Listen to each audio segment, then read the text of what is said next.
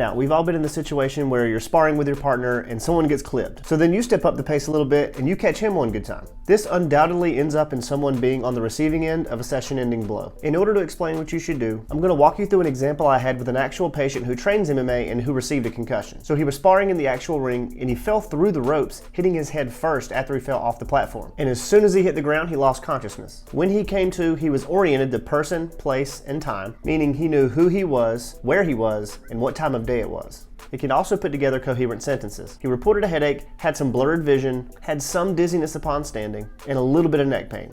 And I should mention that I wasn't there for the actual injury. This is just information he gave me on the initial evaluation. So the people that were there at the gym took him to a buddy's house where his symptoms got a little bit better and he felt like he could drive home. He went to the ER the next day and got a CT scan to rule out any potential bleeding in the brain. I actually happened to see him a week later at Target when he told me what happened. And a couple of days after that is when I did the initial evaluation. And the most interesting thing about this to me was that he had absolutely no idea that there were standardized tests and treatment methods that would help him return safely back to training. Now, I'm not going to take you through the full evaluation because that's not the point of this video. In fact, I'm going to do an entirely separate video on how I took him from concussion and gradually eased him back to training safely. So back to my patient, I want to highlight some things that happened that were good and then some things that I think that could have been done better immediately. And one thing I want to make very clear, none of what I say here is meant to supersede going to see a licensed healthcare professional. These are only tips to make sure that if you find yourself in this situation and you don't have immediate access to medical care for whatever reason, at least you have some guidance. So let's start with the good things. Even though there were no healthcare professionals there, they knew enough to orient him. That was really awesome. So the second good thing was that they monitored his symptoms for the next couple of hours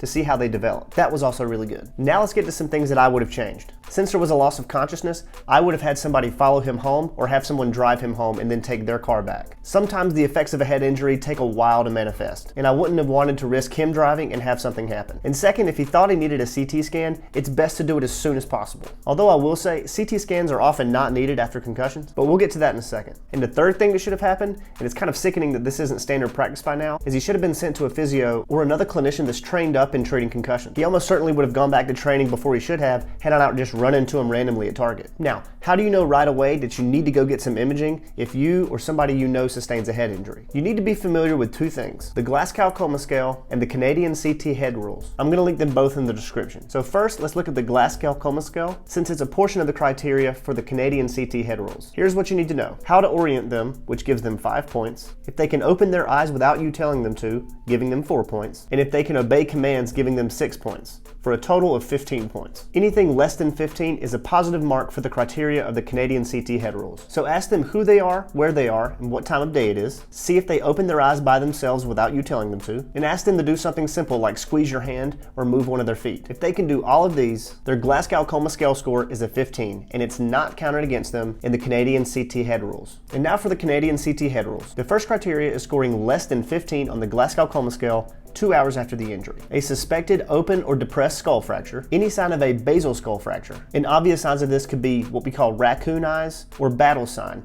both of which will be shown on the screen. 2 or more episodes of vomiting, being 65 years or older, amnesia before the impact 30 minutes or more, and dangerous mechanism. And some examples of these are getting struck by a car, being thrown from a car, and falling from a height of more than 3 feet or 5 stairs. So let's take my patient's situation and determine whether he was appropriate for a CT scan based on these clinical decision rules. He was oriented, his eyes were open spontaneously, and he was obeying commands more than 2 hours after the injury. So his Glasgow-Coma scale score was 15. There was no opening or depression in his skull, no raccoon eyes, which again is just bruising under the eyes, or battle sign, which is bruising behind the ear, no episodes of vomiting, he's younger than 65 years old, and he remembered everything up until a couple of minutes before the injury. But he did have the dangerous mechanism. You guys would have no way of knowing this, but they were in an actual boxing ring, which was sitting a little bit higher than 3 feet off the ground. And if you have just one of these criteria met, according to the Canadian CT head rules, a CT scan is indicated. So he made the right decision to go and get the CT scan, but it really should have been done almost immediately after. Now, after gradually progressing him back into training,